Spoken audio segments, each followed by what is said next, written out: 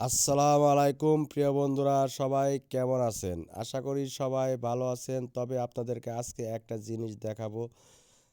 চলেন সেদিকেই যাই। এই যে যাচ্ছি, আমি এখন আছি মুন্সিগঞ্জ সিরাজদি খান।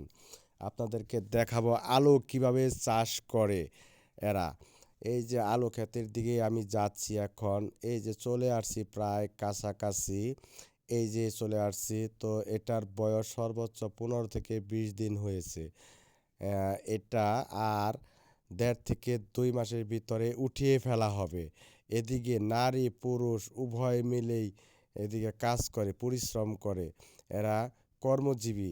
এই যে দেখেন, এদিকে বিশাল এরিয়া নিয়ে চাষ করেছে। এদিকে বেশিরভাগ এই শীতের মৌসুমে আলু আলু রোপণ করা হয় বা চাষ করা হয়। এই যে দেখতে পাচ্ছেন, এই যে আলুর ক্ষেত, এই যে আলুর ক্ষেত। যাই হোক, এই আলুর ক্ষেতটা দেখতে আপনাদের কেমন লাগছে কমেন্টের মাধ্যমে জানাবেন। তো আজকের মতো এই পর্যন্তই। আল্লাহ হাফেজ।